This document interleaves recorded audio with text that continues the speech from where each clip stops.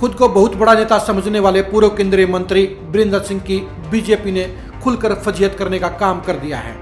वीरेंद्र सिंह अपने आप को जाटों का बड़ा नेता मानते हैं, वो अपने आप को कौम का बड़ा नेता मानते हैं और बीजेपी के दिग्गज नेताओं को खुद को शुमार भी करते हैं।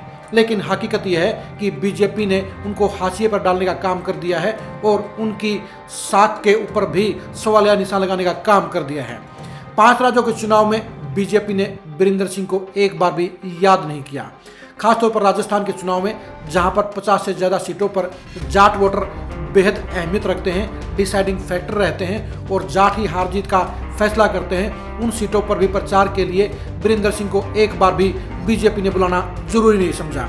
बीजेपी ने बता दिया है कि वीरेंद्र सिंह उनके लिए किसी काम के नहीं है। जिन वीरेंद्र सिंह को बीजेपी ने 2014 में चौधरी छोटू राम के दोहते के तौर पर शामिल किया था, जिन वीरेंद्र सिंह को बीजेपी एक बड़ा नेता मानती थी, उन्हीं वीरेंद्र सिंह को अब बीजेपी ने बिल्कुल हाशिए पर डाल दिया है, उनको किनारे कर दिया है। दरअसल बीजेपी को समझ में आ गया है कि वीरेंद्र सिंह सिर्फ चौधरी छोटू राम के नाम का इस्तेमाल करते हैं, असलियत में उनकी कोई भी ग्रिप नहीं है, उनका अपनी कौम पर कोई असर नहीं है और वो बड़े नेता किसी भी लिहाज में नहीं है। यही वजह है कि जहां कांग्रेस की तरफ से दीपेंद्र हुड्डा 1 दर्जन से ज़्यादा सीटों पर राजस्थान में चुनाव प्रचार करके आए हैं, जहां पर कुलदीप बिश्नोई को बीजेपी ने सह प्रभारी बनाया है, जहां पर जेजेपी ने 19 सीटों पर चुनाव लड़ा है, वहीं पर बीजेपी ने वीरेंद्र सिंह को एक बार भी याद करने की जरूरत नहीं समझी। इससे साफ हो जाता है कि वीरेंद्र सिंह की अहमियत आज की तारीख में बीजेपी में कुछ भी नहीं है। बीजेपी को समझ में आ चुका है कि वीरेंद्र सिंह उसके लिए किसी काम के नहीं है। हकीकत यह है कि वीरेंद्र सिंह आज बीजेपी के साथ अपनी मजबूरी में चिपके हुए हैं। वीरेंद्र सिंह और उनके बेटे ब्रजेंद्र सिंह दोनों को लेकर बीजेपी में कोई सॉफ्ट कॉर्नर नहीं है, क्योंकि ब्रजेंद्र सिंह को लेकर भी बीजेपी हाईकमान के पास फीडबैक पहुंच गई है कि सांसद के तौर पर वो पूरी तरह से फेल रहे हैं और उनके साथ में जनता का लगाव नहीं बल्कि जनता की नाराजगी खड़ी हुई है और इसलिए 2024 के चुनाव में बीजेपी हिसार सीट पर ब्रजेंद्र सिंह की टिकट भी काट सकती है। लेकिन हम चर्चा कर रहे थे वीरेंद्र सिंह की। वीरेंद्र सिंह ने जींद में बड़ी रैली करके अपना दमखम दिखाने का प्रयास जरूर किया, लेकिन वीरेंद्र सिंह की और रैली भी बीजेपी हाईकमान के ऊपर कोई भी असर डालने में नाकाम रही है।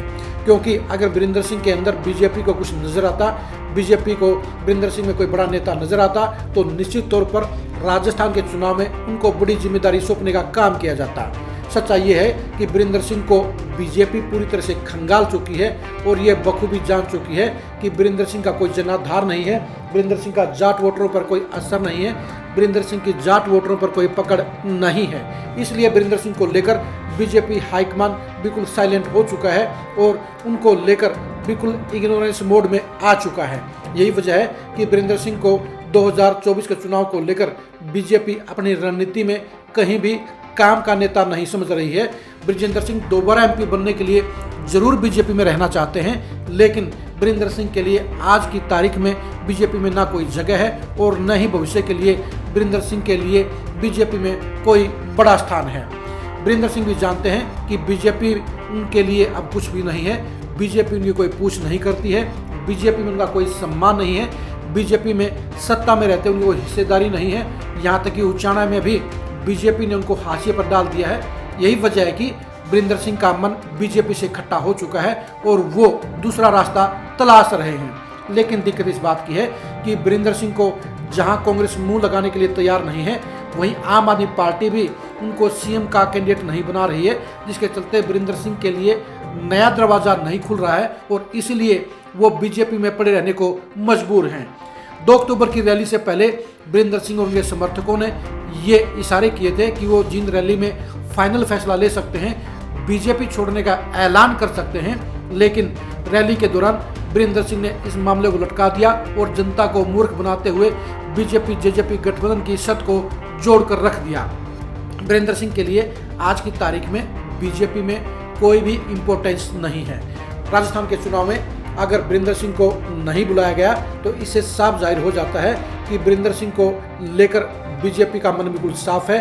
बीजेपी हाईकमान भी समझ चुकी है कि वीरेंद्र सिंह के पल्ले आज की तारीख में ना वोट बैंक है, ना जनाधार है और ना ही लोकप्रियता है। यही वजह है कि बीजेपी हाईकमान ने वीरेंद्र सिंह को अपनी टॉप लीडरशिप की लिस्ट से बाहर निकाल दिया है।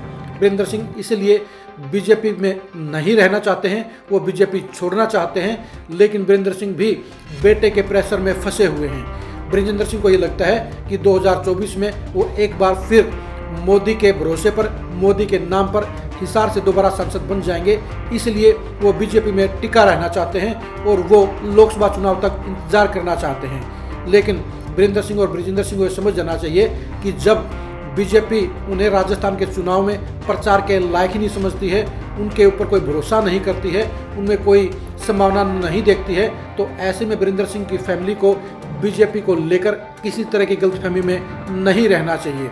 अगर वीरेंद्र सिंह और बृजेंद्र सिंह किसी गलतफहमी का शिकार है तो वो लोकसभा चुनाव से पहले ही उनकी गलतफहमी दूर हो जाएगी, क्योंकि वीरेंद्र सिंह के लिए आज की तारीख में बीजेपी में कोई भी जगह नहीं है।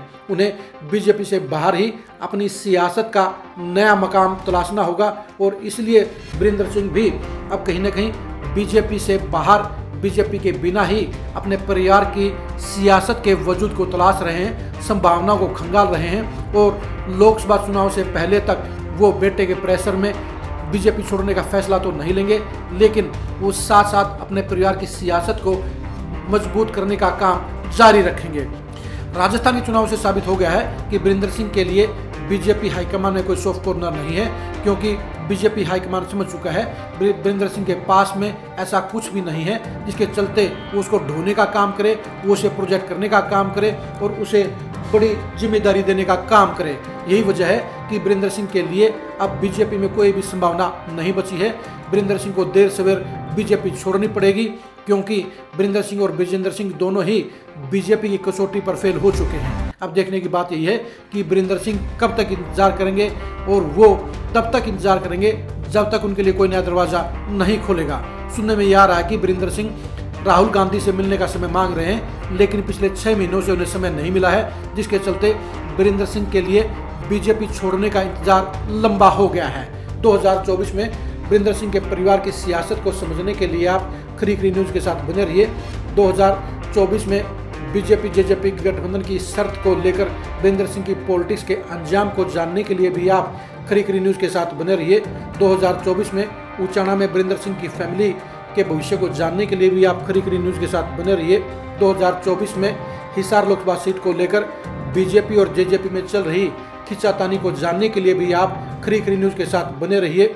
2024 में बांगर की इस सबसे बड़ी सियासी लड़ाई के अंजाम को जानने के लिए भी आप खरी न्यूज़ के साथ बने रहिए। आप हमारे फेसबुक पेज को फॉलो कीजिए, आप हमारे यूट्यूब चैनल को सब्सक्राइब कीजिए। नमस्कार।